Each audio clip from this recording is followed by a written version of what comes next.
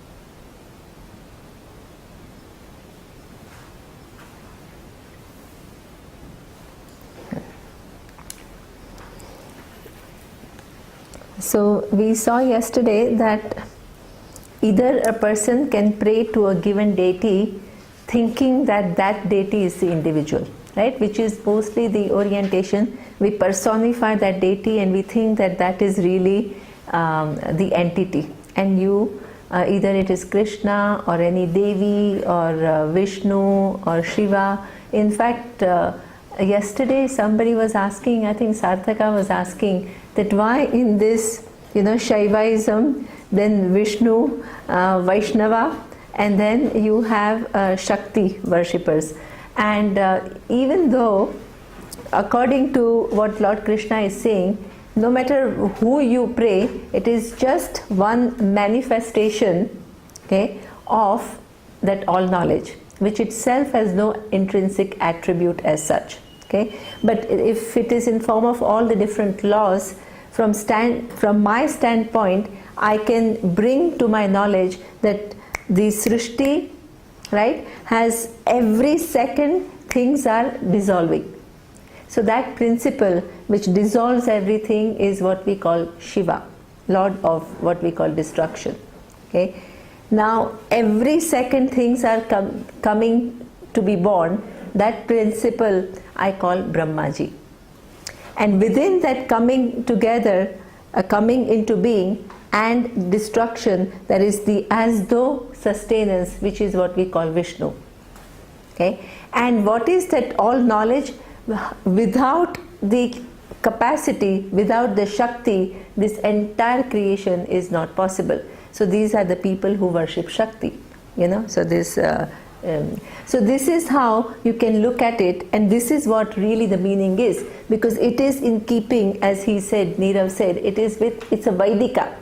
It's the worship which is form worship, which is not part, never mentioned in the Vedas, but Agama Shastra is in keeping with the Vedas. The vision of Veda is carried forward through a given form which is in keeping with the vision, and a very specific science has evolved with reference to who do you worship and what is the meaning behind it. Okay? But unfortunately what happens is people don't know that whether you worship Shiva or Vishnu, you are actually worshipping all knowledge in that given form, for that given function, right? Which is directly perceivable by you. So what happens? You feel that there is an entity called Shiva, right, who lives in Kailasha, and then you are committed to that Shiva. Okay? And then there are others who just, Vaishnavites, who think that Shiva, what kind of, he's just without any, he doesn't care about anything. He's wearing all these, the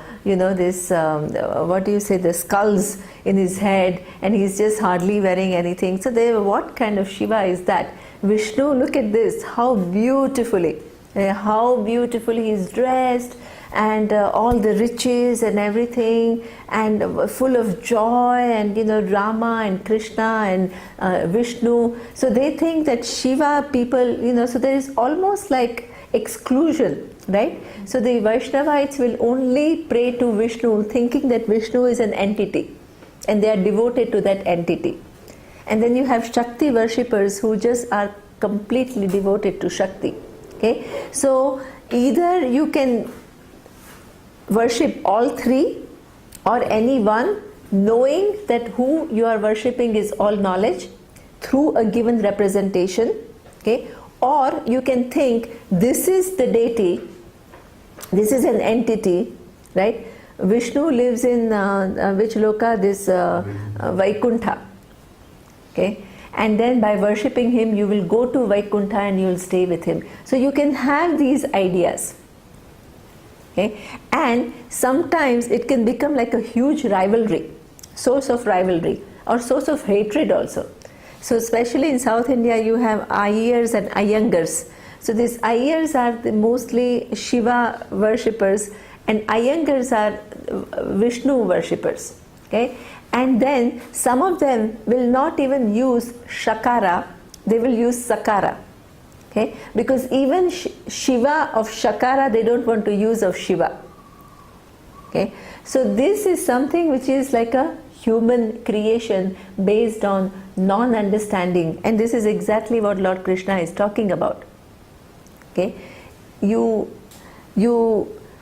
create entities, you give them a reality, right? And that is your own restricting the idea of what is the nature of the cause.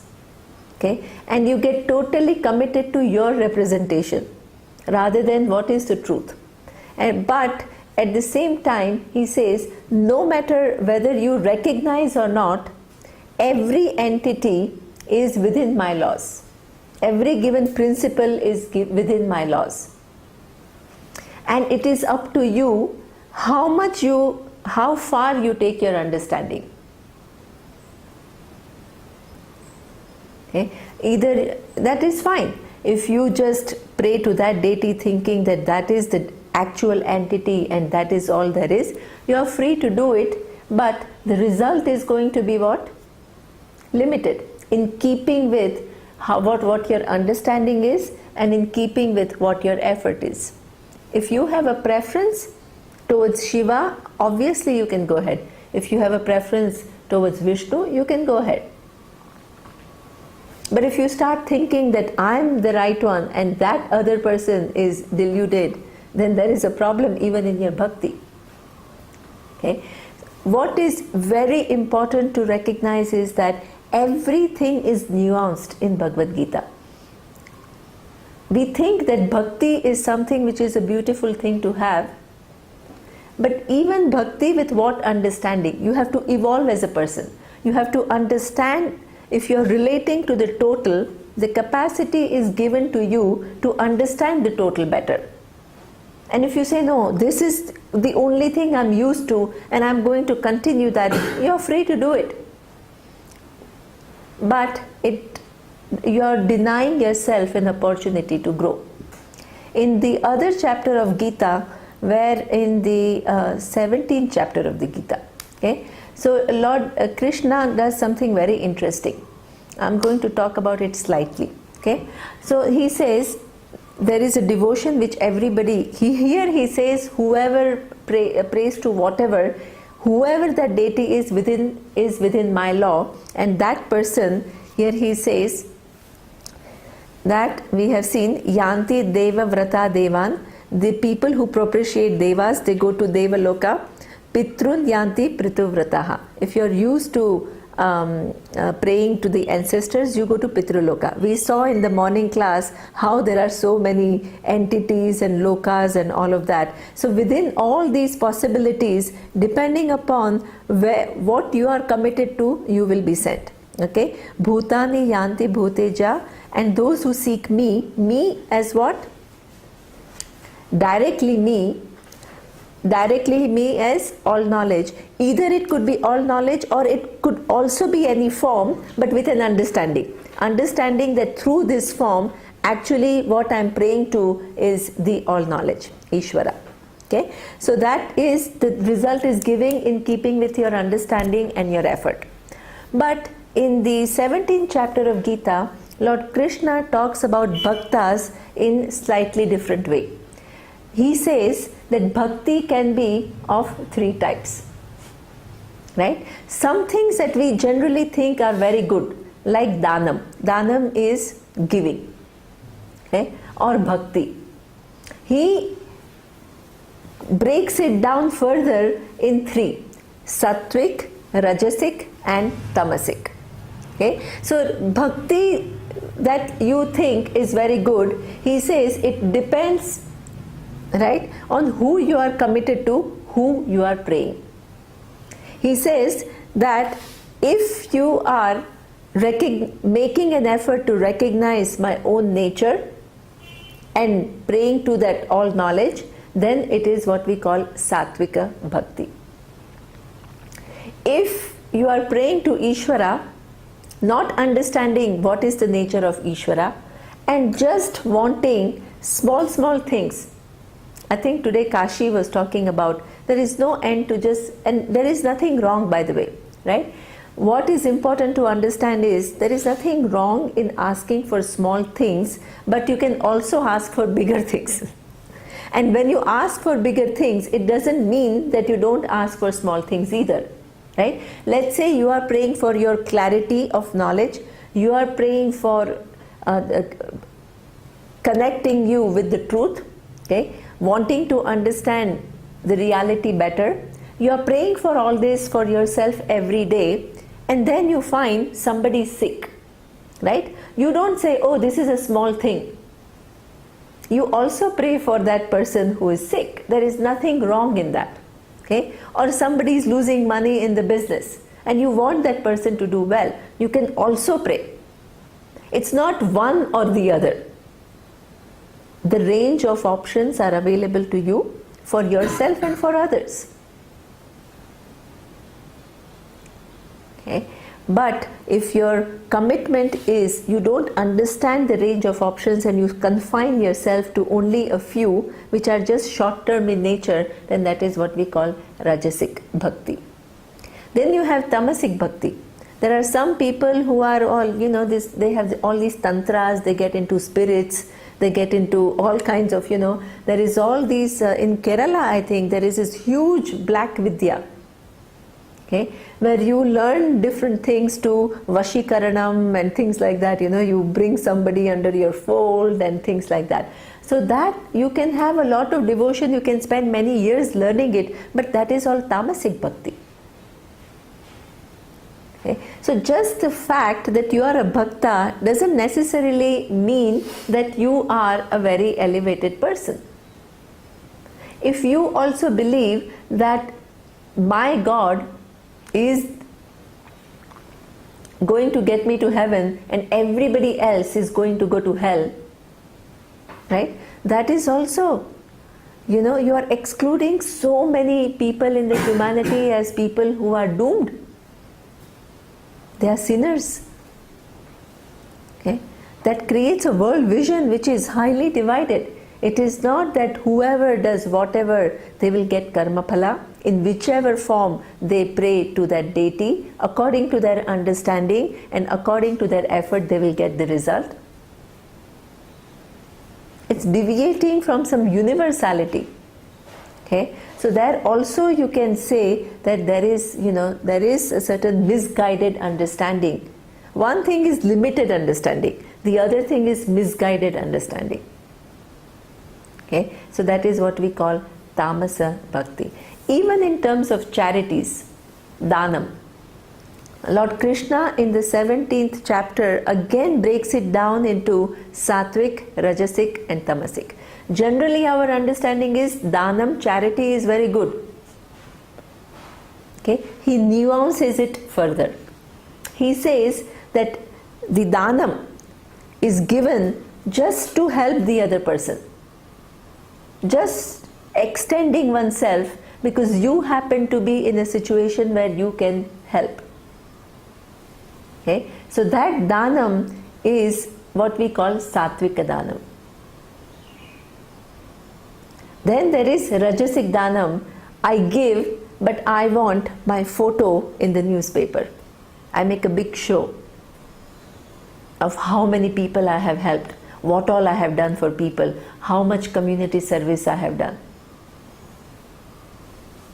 Okay, it's good, it is punya, but it is rajasic dhanam. The third is what we call tamasic dhanam. Let's say I give money to a given organization, and that organization is just wasting it away, not utilizing for the cause. At least I have to take minimum precaution and make enough effort to ensure that that money is used properly.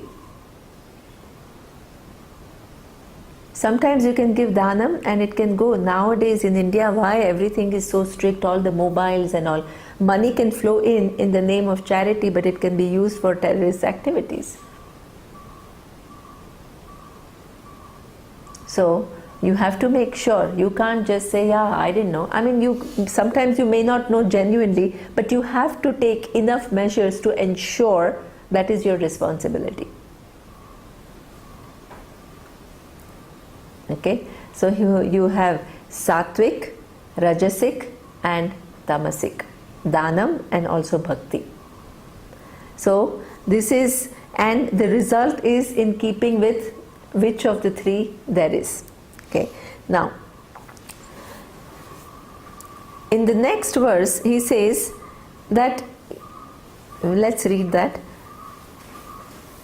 Patram pushpam phalam toyam yo me bhaktya prayachati tadaham bhaktyupahrutam ashnami prayatatmanaha.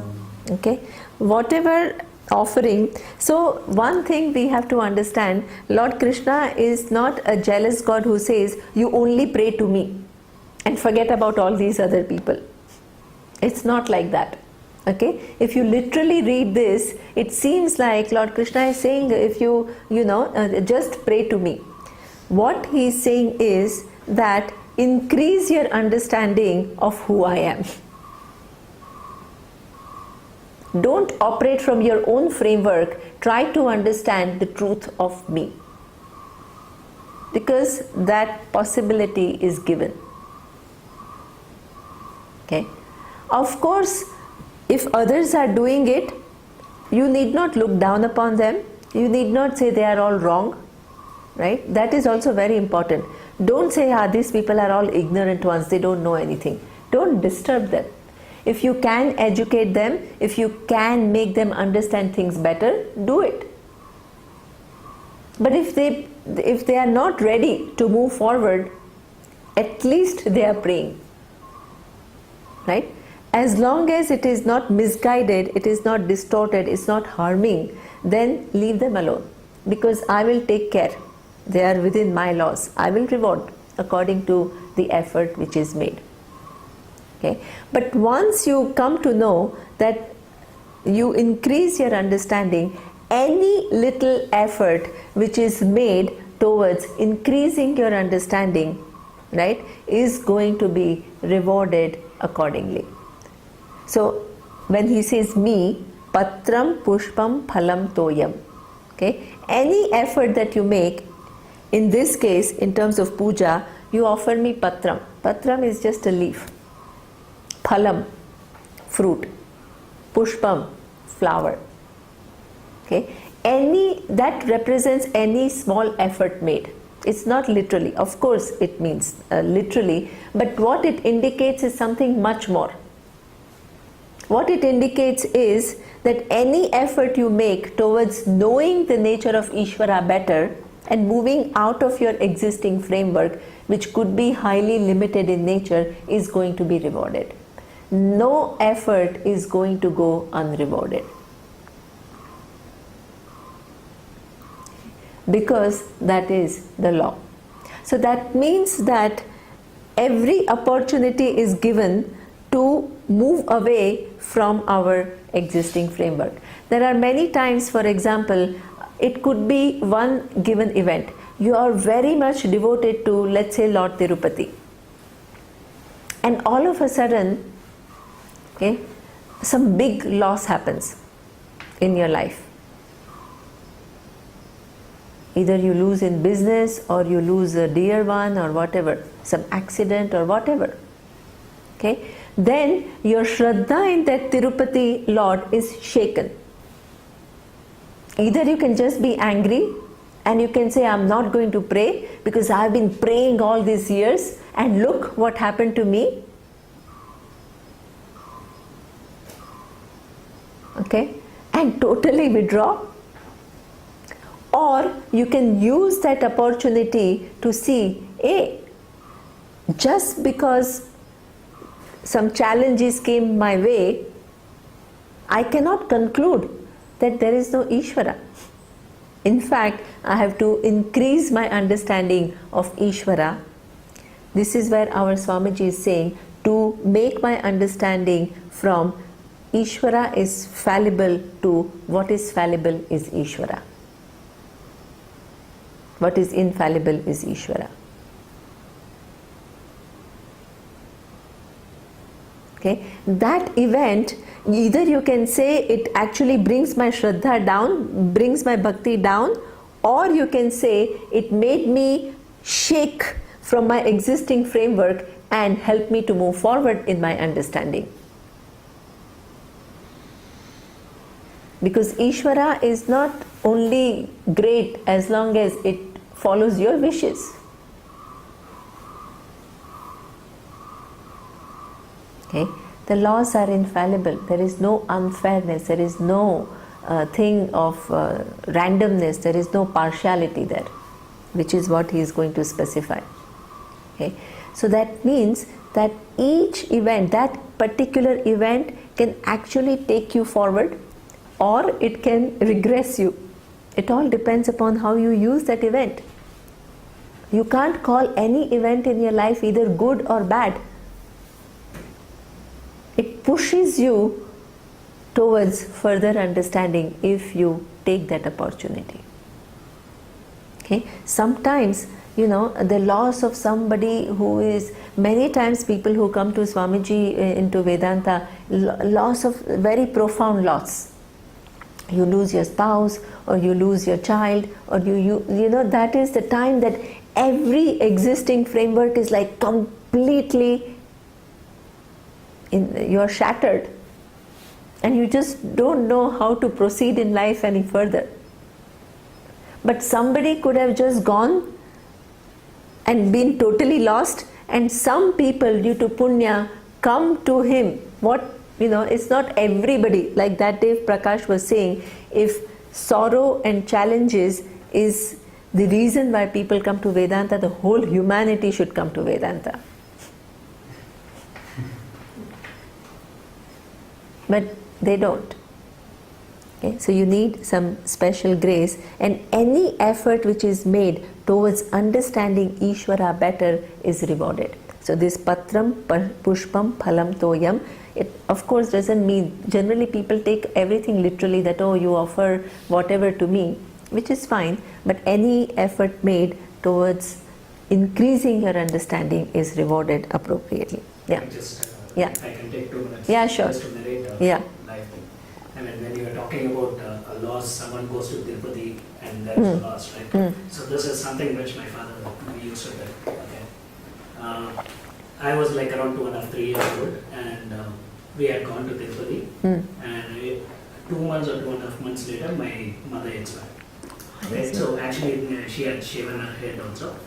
Came back and she died. So my father said, I'm not going to go to Tirupati again. Completely no. Because 2.5 months before they had gone and she died. So he was saying no. And I think after a year or 1.5 years later, there was a marriage which was at the bottom of not Tirumala but Tirupati. The bottom. Okay? So he had gone for a day before for that marriage, and he was around there, and he happened to meet someone, and he was like a simple guy, so with a suitcase. And that guy said, what are you doing? So like just a conversation, and it so happened they both stayed in the same hotel. So this guy said, okay, why do you want to stay in this room? Why don't you share a room with me? Which was a bigger room. This guy had booked a bigger room. So somehow they stayed, and this guy said, okay, anyway you don't have anything to do, why don't we go to Tirupati? To Tirumala. Temple. My father said, no, I'm not coming. He said, no, let's just go, anyway you don't have anything to do and all. So my father was saying no, and finally he said, no, you just come along, you may not come to the temple, you just walk around. And some way he convinced and he took. Okay? They went up to the temple. Somehow my father also went, it seems like he went along with them. It so happened till today, my father hadn't had a darshan like that in Tirupati. He was placed just in front, like the Murugan temple which you said, right, was just placed there. And there was a big puja which was happening, and this guy kept my father there along with him. They sat for nearly 20 or 25 minutes, just right there, all puja done. He was given all the prasad, everything, and he came back. I mean, in Tirupati. This is unheard of. Unheard of. Right? Yeah. So then came back, stayed at the hotel. Next day morning, my father got up. He went to the marriage. And he came back and saw this guy had left a note saying, okay, this is my address. If you happen to come to this place, we'll meet. And he left. Pardon? Last sentence, what did you No, he my left. father went to the marriage in the morning and came back to the hotel to meet him. He just left a note with the reception or whatever in the room saying, this is my address. Whenever, if you happen to come to this place, this is my address, please come and meet me. He left a note and went off. And the film was starting like this. Oh, really? So I'll be videoing you. I'll take your story of video. I'm doing a film. So my father used to say this, and like he used to say, I never wanted to step into that temple. But this guy, he was such a big shot. He had made a special arrangement puja. It was like a special puja. So he was such a big shot, but he happened to stay there. Took my father along. To re-establish that Shraddha. That, So I just thought I'd share that. Very nice. Okay. So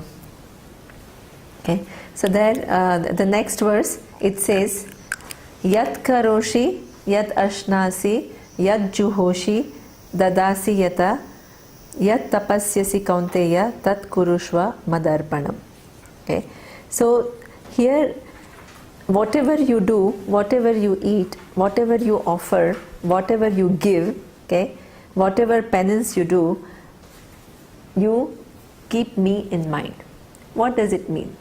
Okay? So it's not like one individual who says everything that you do, the jealous, controlling person, everything that you do it for me. Right? So what it says is that there is a presence everywhere, no matter what you are doing. You are not outside Ishvara. Okay? So you bring in the understanding of Ishvara. So yat karoshi, when I do something, okay, when I keep dharma in mind, samanya dharma and swadharma. Okay? Samanya dharma is universal values, swadharma is my duty, because we are living in an interconnected world. I'm connected to different people. I have to play different roles. And I do my duties according to the script that goes along with the duty. But not only that, I can always stretch myself a little bit more. One thing is just to do enough, play all the roles. Sometimes our Swamiji used to say that you are in a theater. So there is there is the whole thing going on right there, impromptu, right? So you have some characters. And let's say if one character forgot the lines and you're supposed to speak after him, right? And he forgot. What do? You don't, in front of the whole audience, say, hey, you forgot your lines, you're supposed to say that. You compensate, right? And you let the drama go. same thing. Not everybody, many people ask this, I change, but not everybody else changes equally. What do I do? Sometimes the more evolved you become, more critical you become of things. Because you begin to see how people are making decisions which are like based on such short-sightedness.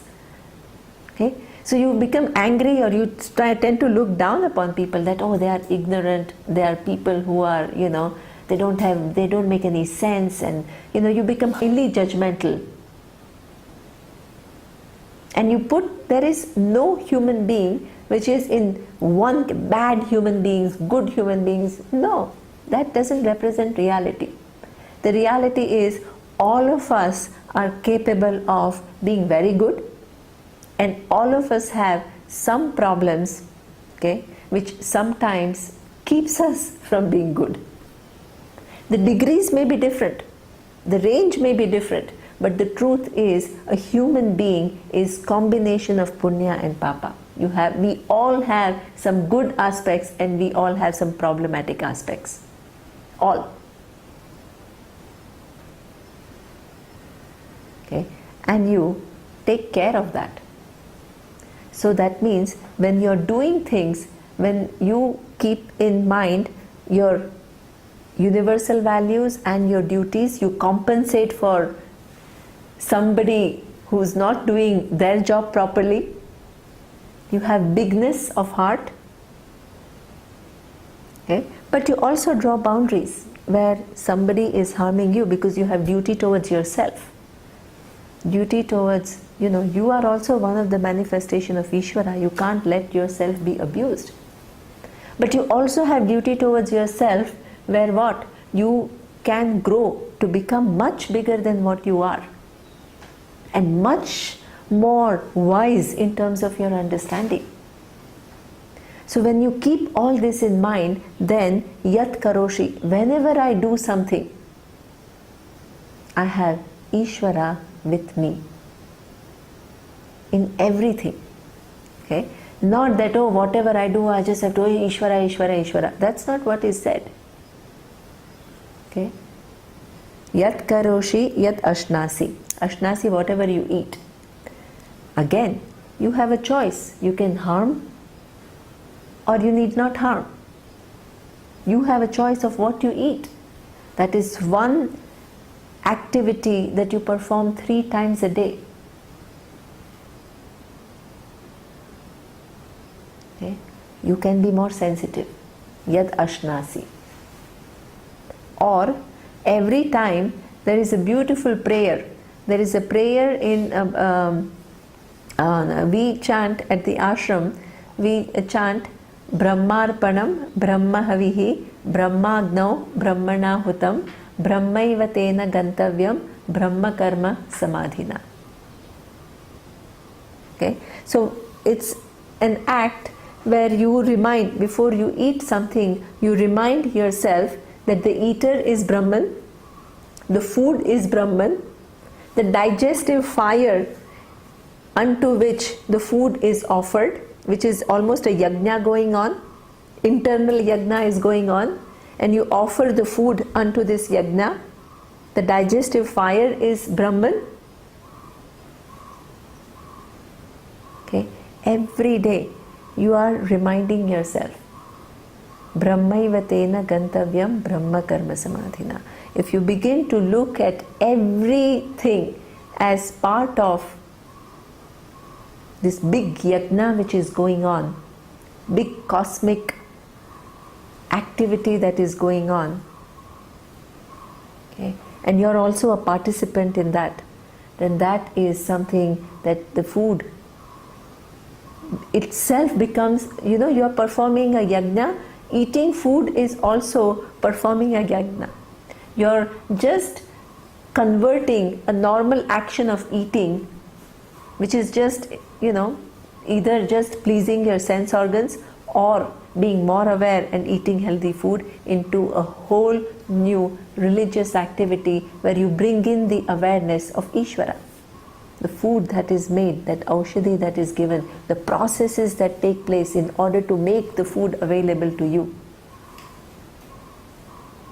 the number of people who make to bring that food which is outside to your doorstep, the number of people involved, all this work is going on constantly to make this meal possible for me.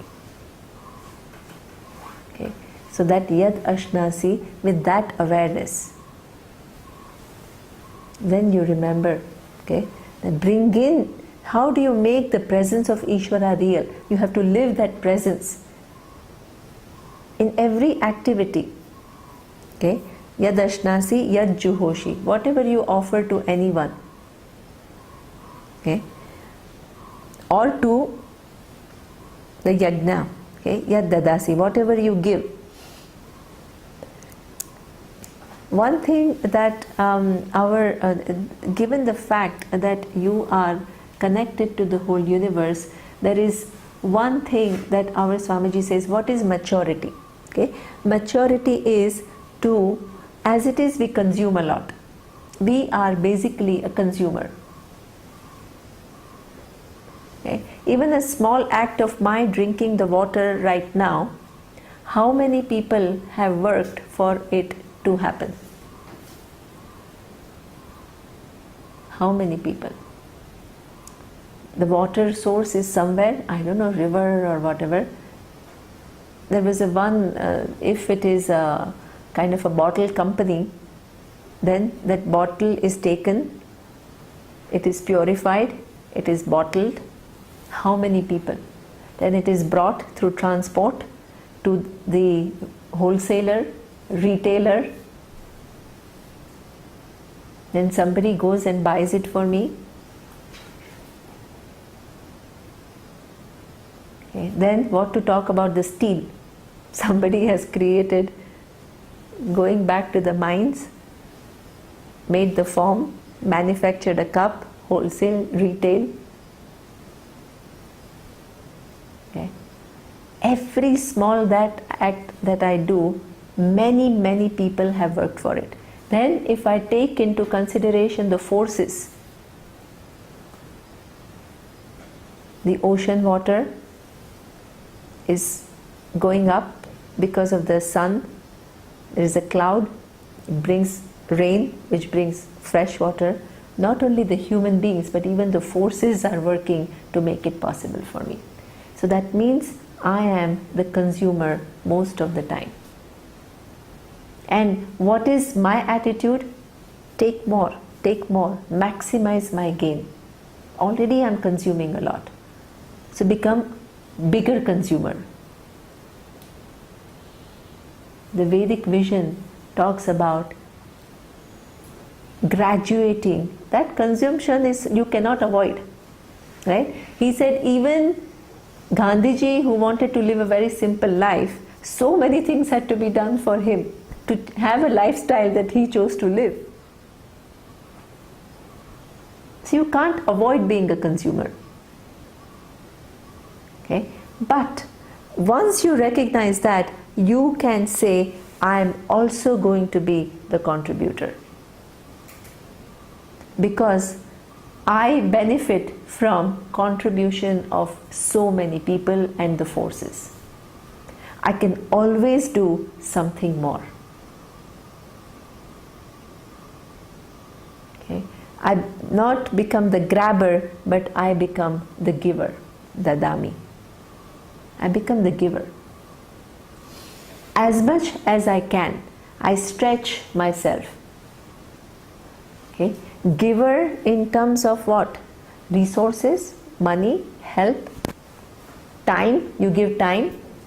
Marissa was saying that old people are mostly so deprived of people spending time with them or even sense of touch. Just like this. When she was learning this massage, she was saying this is good for old people because they are so deprived of sense of touch. And you need that. You need. Okay. So it can be anything. Just your time, your touch, your concern, your love in little ways, your care. You're observing. I see some of these people, they are just observing and they're anticipating the need and just willing to do things. I'm like amazed, That sensitivity of anticipating and doing things for people. Okay? So you become from consumer to contributor. Always one step more. And who knows, you can do a lot. Because anybody who becomes big or anybody becomes, it's always one step at a time. And gradually the person becomes big.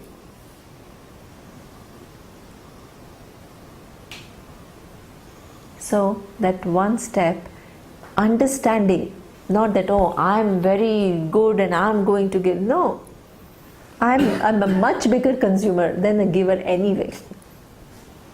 So I give with humility, understanding the presence of Ishvara. Even dhanam, with what understanding you give. Okay? Bring me in mind. Bring me in mind is what? Bring the understanding of interconnected world and bring in the understanding of my being largely a consumer. And then become a giver. Okay? So, yad dadami, yad juhoshi, okay? Yad tapasyasi. Okay? Whatever tapas also, in the 17th chapter of Gita, Lord Krishna says are of three types. The tapas, either it is sattvic tapas, which is meant to give you a certain discipline. Okay, our life is something where, we are so used to being driven by the power of the senses and the impressions that it creates on us. Right? So how do I become person who is more self-disciplined, who is more with myself, who is more together, who is not totally agitated or distracted? How? You start having a certain discipline. Where do you start? It can start with simple things. Okay? You can have physical tapas. Tapas in the sense that, what you eat, you're more careful. You don't just start grabbing everything and just putting in your stomach. Fasting is a tapas. It's a religious discipline to gain certain mastery over your sense organs. It can be good for health, but that is not really the only thing. It is considered to be a religious tapas, gaining certain mastery over my being. And this is what the Niru was saying, they give up things and all, they go to Tirupati and give up sweets and things like that. It all falls within religious tapas, gaining certain mastery. Okay? So that is what we call sattvic tapas. Then you have rajasic tapas. I want to do all these penance so that I gain power. You have many examples like that. Okay? You have many examples in the Mahabharata and in all these Puranas. People doing very hard penance and acquiring power, and then eventually what? For one's own benefit, and then you end up abusing people. So for me becoming bigger, so that is what we call rajasic tapas. And then you have tamasic tapas. That one for my well-being, when I start abusing others, that becomes tamasic. Or I do propitiate all these, spirits, bhuta, and I don't know what kind of things, So that tapas is tamasic tapas. Here, what is talked about is more sattvic tapas, keeping me in mind, Ishvara, and doing it to gain certain mastery, so that the whole body, the mind becomes available for me to understand the nature of Ishvara is sattvic. Okay, so yat tapasyasi kaunteya tat kurushva madarpanam. Madarpanam means with proper understanding. If you have the proper understanding when you do all of this, Okay? Everything is going to bring a lot more result. Any given action is something, as I had said before, will take into consideration not just the action but the intention, the understanding of the person, where you are coming from. Okay, so the more you understand, the more you are in touch with Ishvara. Okay. Then he says, if you do that, every step that you make towards understanding that Ishvara better, what is the culmination of the result? He says, Shubha Shubha Phalai Deva Mokshase Karma Bandhanaihi Sannyasa Yoga Yuktatma Vimukto Mamupaishyasi. If you begin to make an effort towards knowing Ishvara better, and the order will give you more and more opportunities to improve your understanding, what happens ultimately? What is the end? The end is you will understand yourself to be non-separate from me. It's not that Ishvara wants to just keep you under one's control. Ishvara then reveals oneself to you as one with you. When that understanding takes place, okay, that I am essentially one with the cause of the universe. Okay. As I had said earlier, the nature of Sarvajna, Sarvashaktiman, Ishvara is Satyam, Jnanam, Anantam, Brahma. The nature of me, who is limited in my capacities, limited in my knowledge, but essentially I am Satyam, Jnanam, Anantam, Brahma. Okay. So that Brahman is one reality which manifests as Sarvavit, all knowledge, and Alpavit, little knowledge within that. Okay. So once that reality is understood, what happens to this person? Vimuchyate karma bandhanaihi. The person is totally free from all the karmas. We have seen that once the individuality is negated as mithya, okay, all the account that was there, all in form of sanchita karma for the individual, all disintegrates instantaneously. Okay. Karma bandhanaihi sannyasa yoga yuktatma vimuktaha mam upaishyasi. How does it that the results go away? The results which include both shubha and ashubha, punya and papa, both are gone. Okay? We are not trying to just eliminate papa and only have more and more punya. Both punya and papa are for an individual. The individual is understood as mithya. Okay? And what does the person gain? Mam upaishyasi. The person gains me. Gains me not in time and space, that you live here and you will go and live in Vaikuntha or Golok Vrindavana or Kailasha forever. This is how people imagine. They construe moksha as living here in this body. There is some place where Ishvara lives and you go and you live with that Ishvara in there.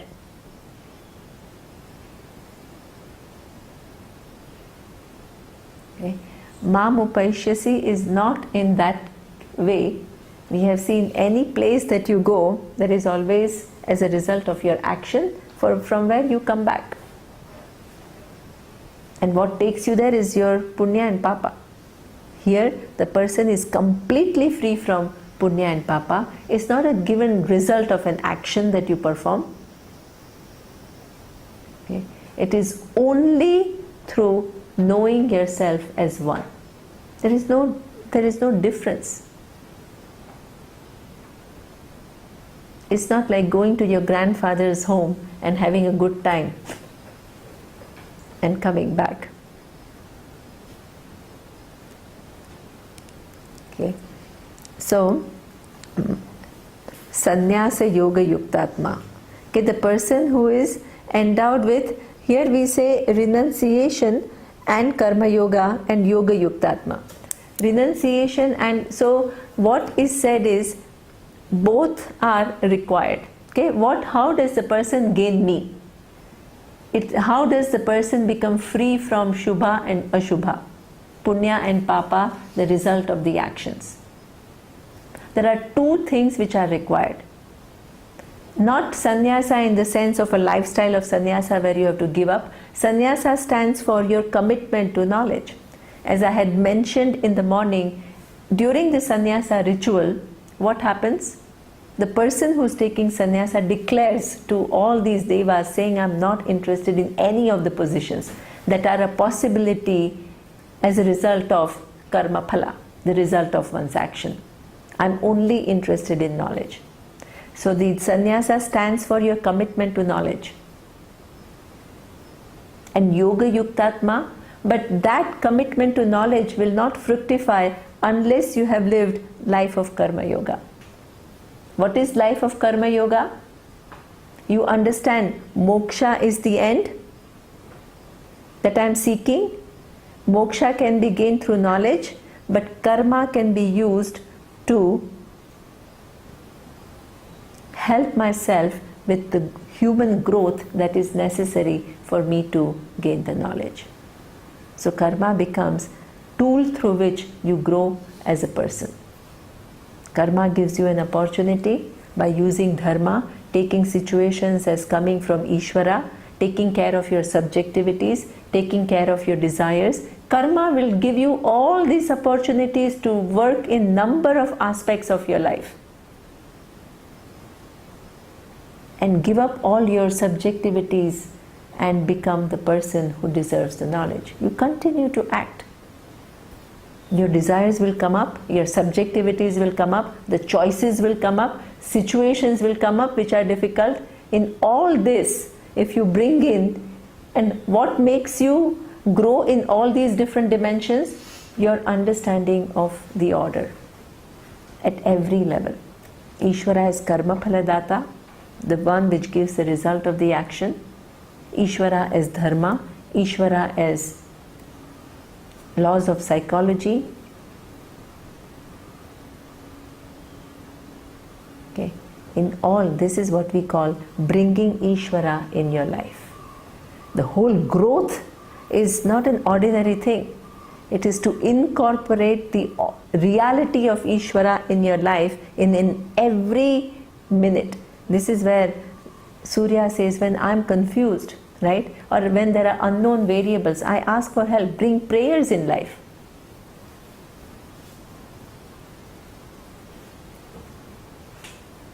Understanding the dynamics of how the world works. Okay? So sannyasa and yoga yuktatma, then the person gains me.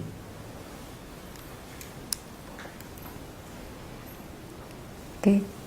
Then you may think that the Ishvara is partial towards mumukshu or a jignasu. He gives himself, right? He shows himself as non-separate and he disregards all the other bhaktas who are just praying partially, right? Or those who are not praying at all.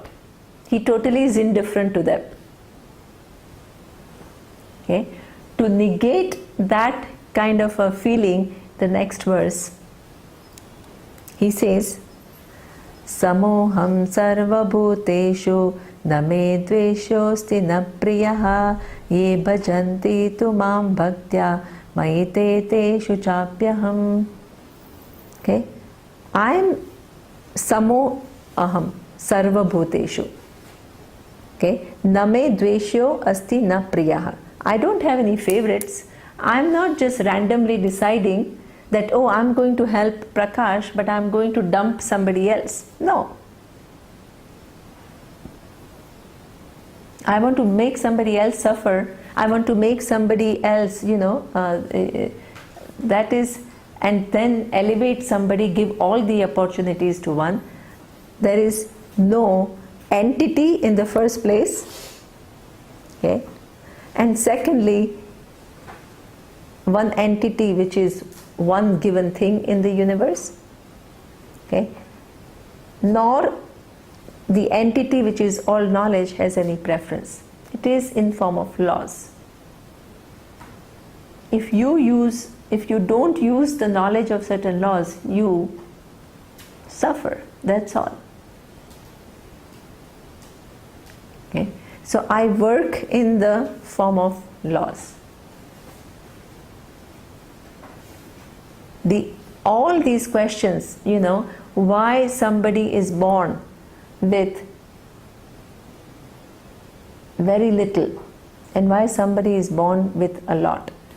All these questions actually come from a lot of generalizations. Okay? It is assumed very often that the person who is born in a poor family is always disadvantaged and disadvantaged for the lifetime. You label the person. Okay? And the person who is born in a rich family is always advantaged and for a lifetime. It is so untrue. It is so untrue.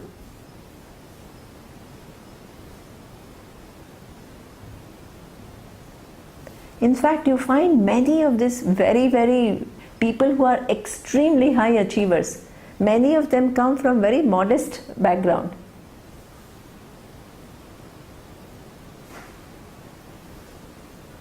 Or you can have people who have very good background, very rich, and they've totally wasted their life, hardly done anything. They become alcoholics, they can become, who knows? And even if they become successful, right? Each life, if you begin to see, there is no life which is without challenges.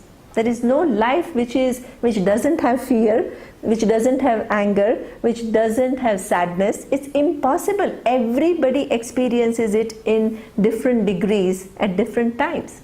Human life is like that.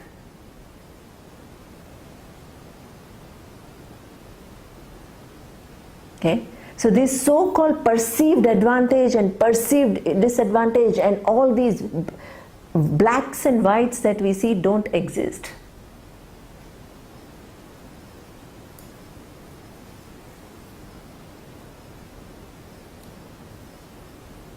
There are always, in terms of possibilities, probabilities, collapsing, right? It's all, life is extremely dynamic.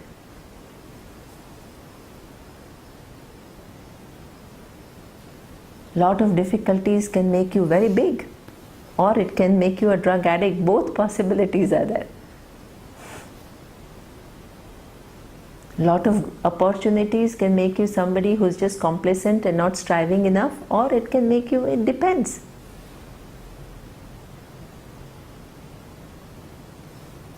Okay, so this is where he says, don't attribute all these things to Ishvara. Right?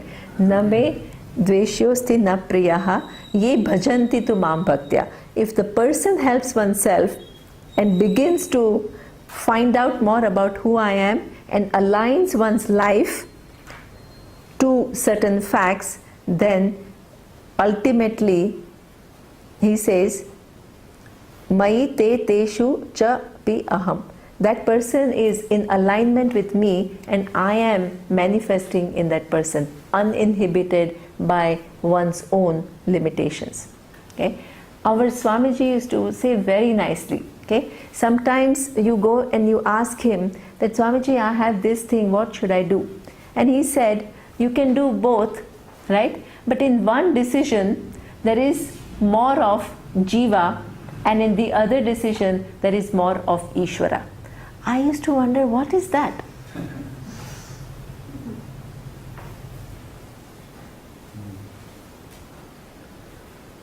Okay.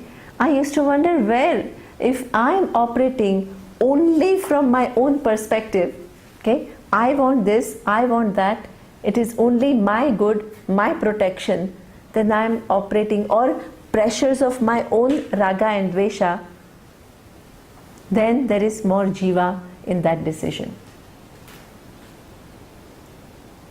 If I am more alive to my duties, dharma, situations coming from the order, okay, there is more Ishvara in my life.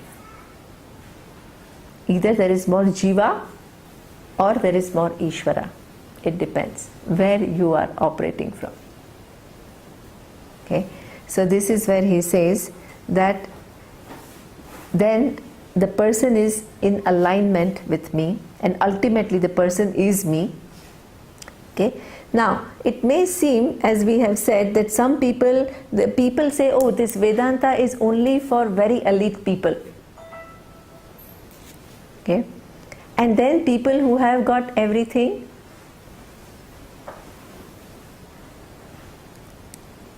and everything is kind of, the people who are struggling with life, or struggling to survive, the Vedanta is not at all for them.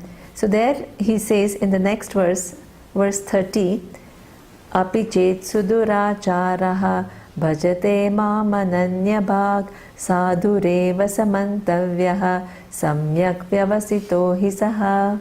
Okay, even if the person who's suduracharaha, okay, who has of highly improper conduct, okay, if sometimes what happens is that your life, when you follow adharma, when you don't follow dharma, your life becomes so complex, right?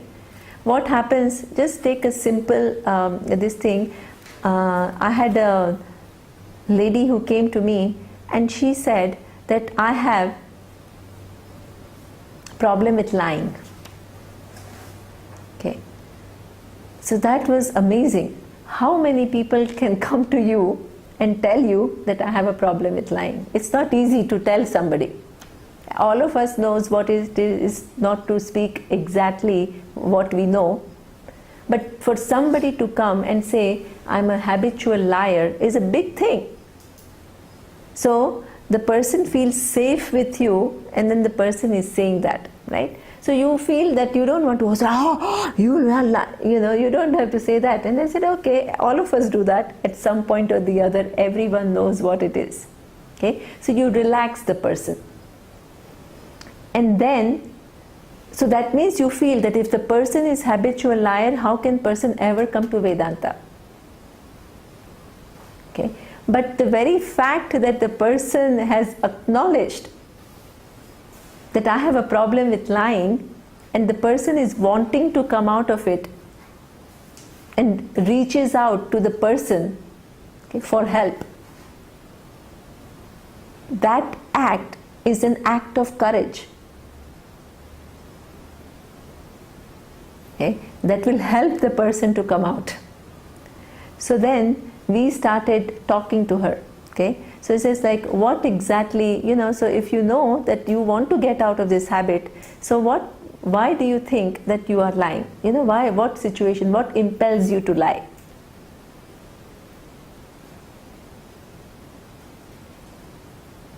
Then she said, then she didn't know exactly. I mean, if you know, then you know. But then as we started talking, she said, she brought to, what she started becoming aware is the fact that when she was young, she was always compared with her siblings.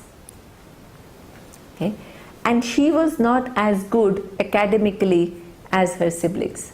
So parents' attention always went to the siblings, her brother. Okay? So she always felt that she was inferior, that parents did not love her enough, parents did not approve her enough.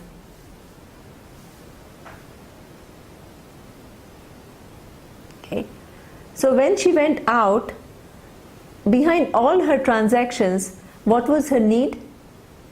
Her need was for being loved, being recognized, being approved of.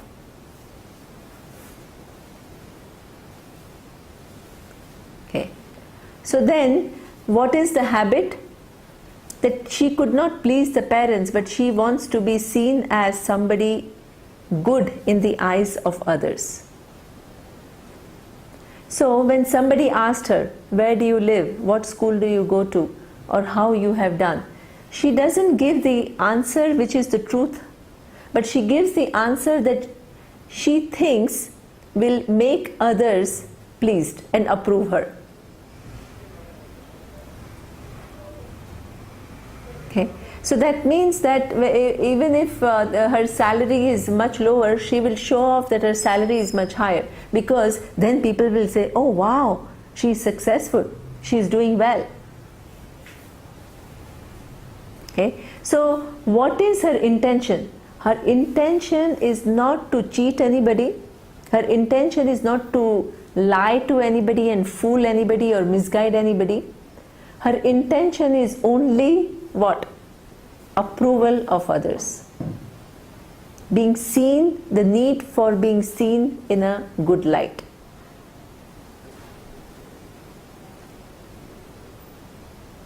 Okay.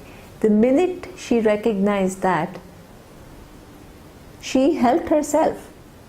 She says, in fact, it is the whole big problem of my self-esteem which is coming, which has a certain cause. But now I have a free will and I can do things differently. I need not be just guided by that. Until the time that you're made aware, it becomes habitual. The minute you become aware of what is going on, okay, you can start intervening and you can do things differently.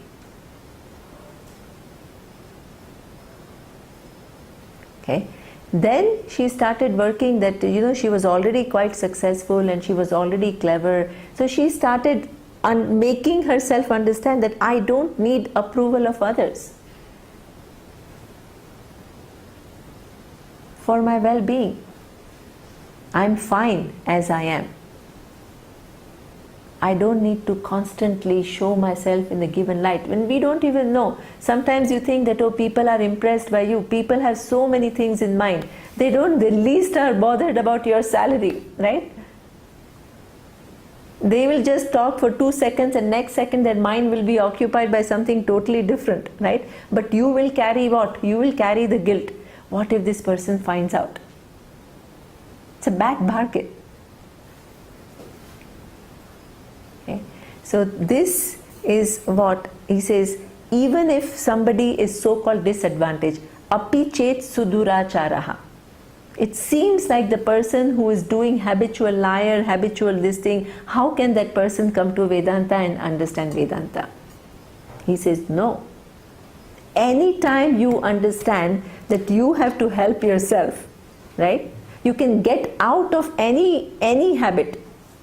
This is what they call this alcohol anonymous or something. There is this whole thing that you first have to recognize that you have a problem with alcohol. That is the biggest step in your life. Otherwise, an alcoholic will always justify and say, so what, I'm just having 2 pegs at night. That doesn't do anything. Or 3 pegs. Or this is just social. This is just okay. Everybody is doing it. Okay. The first step is always recognizing it, and then only there is a question of helping yourself. But if you decide to help yourself, order is with you. It will help you. You are not doomed forever. Nobody is doomed forever for anything. So there is this without a sense of separation here. Yeah, without a sense of separation is you keep on increasing your understanding of Ishvara. Okay, so one thing is either you can pray to Ishvara as one entity which is other than you, which is separate from you, or you can understand Ishvara as all knowledge which pervades everything. Okay, so that opportunity is given to you to graduate to better understanding of Ishvara. Okay, but that graduating to a better understanding is not available only to people who are highly sattvic and highly. You can start from a given disadvantage, api chet suduracharaha, But if you make that effort, then that is possible. It might take a longer time. It may take a longer time where you have to deal with certain issues, but it is possible. Just extending your example that you gave, I think, few days back regarding on the session on values, where a person who is a medical practitioner, if he takes $1 million and approves something which had a bad consequences, and later when after a few decades he realizes this, so we can say he's a person with an improper conduct, he has realized this now. True. It might take a long time, but he has a way to move ahead. Absolutely. But it doesn't mean that he would be freed from his bad karma. He has to go through. He has to go through, exactly. He has to suffer. He has to, for whatever has so happened. there is no escaping away there. Not It's very escaping. important to understand. That is true. You just can't say that, I can do bad things And then come to, yeah, exactly. This is why. See, what happens is that let's take that example of that doctor, right? So that means why that person now wants to change. Because life has become more and more complex, right? Nobody can get away. It creates guilt. You may think the person is enjoying with $1 million, but many things are happening as we talked in Value of Values. Okay? So then your life becomes what Surya said, entangled. Okay, entangled, complex, and then nobody can stand that. So you want to free yourself from these confusion and entanglement. Okay, then you can search for the way to free yourself. And then you can come, but as you said, so this is why, even while you are pursuing it, the first thing is to recognize, second, even while you are pursuing it, all these unsettled accounts can manifest in form of obstacles to you. And that's why you need constant prayer. You can't say, now I've come to Vedanta, right? And you need both constant effort and constant prayer, because how these unknown variables are working to bring about obstacles, you don't know. So you have to use your free will and you have to be prayerful, because you don't know what has happened, right? So therefore nobody can say, once I come to Vedanta I don't need prayers. You very much are within the laws, right? So sadhu revacha mantavyah samyak vyavasito hi saha. Okay, so that person is to be considered as sadhu in the sense that if the person has recognized and the person has helped oneself, right? And also in the helping of oneself, it can be at so many different levels. Okay, but coming to Ishvara and understanding Ishvara is another grace. You can help yourself just psychologically. The person is suffering from a lot of confusion. The person can just go to a psychologist and go for a therapy. That is also helping oneself. Okay? Or you can just go and pray and say, please, and do yajnas to neutralize all these papas. That is also helping yourself. Okay?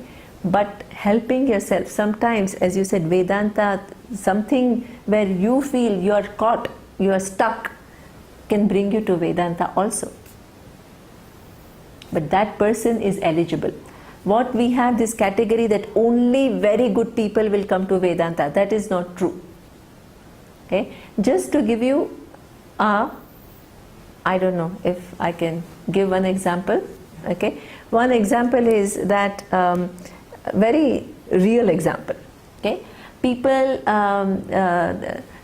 come to our ashram expecting that everybody is going to be, they are studying Vedanta and Brahma Vidya and chanting and Panini grammar. Everybody will be like this saint of a highest kind, right?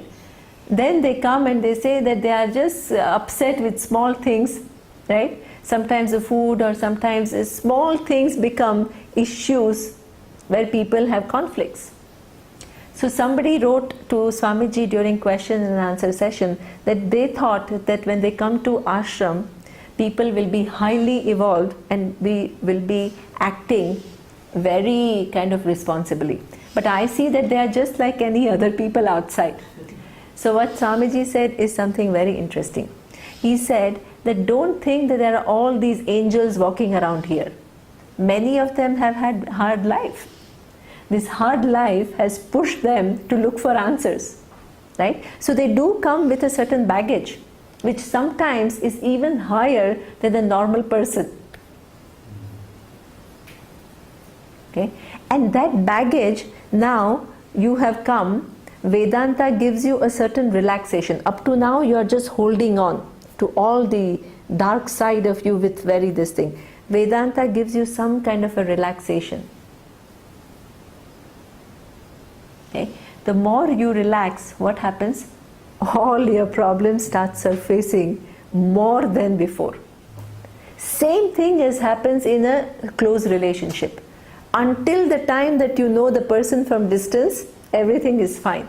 The minute you start coming close to the person, each one starts seeing all the other side of the other person, right? What is happening? You relax with the person, all your shadows, everything that you had checked, right? It all starts coming out. So sometimes, Swamiji said, people who come to the ashram are behaving more irresponsibly, more petty than the other. This is a fact. Okay? But how it has to be taken? Everything is surfacing so that they can take care of it. So that they can get rid of these things that were lying, buried inside, unfaced. And only when that is done, but that takes a while, okay, then this knowledge will take place. But at the same time, you are making an effort for your growth, and you are also making an effort to learn more of Vedanta, with which you can see things in better light. Okay? But sadhu eva samantavyaha. The very fact that the person is helping oneself in the ultimate possible manner, that person is sadhu. Even though may seem like still having some problems, doesn't matter. Once you are aware of it and you are willing to address it, it will take care. Okay? Ramayana. Yes. By Valmiki, right? Yes. And Valmiki is Absolutely. thief, dacoit. Right? Absolutely. So that is so true, that how a person who is otherwise regarded as somebody who is doing, so there's a very nice story about this Valmiki. Okay, so Valmiki was a thief, he was a dacoit, and whoever was passing in the jungle, he would loot that person. Okay, one day there was one sage who was passing by, and Valmiki went and he wanted to rob him.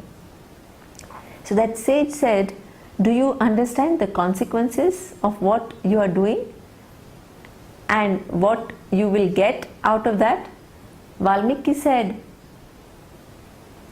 "Yeah, but I'm doing it for my family. I'm doing it to provide them with food and give them a good life." The person said, "But you have other means to provide them, that's your responsibility, to find some dharmic means to provide for them."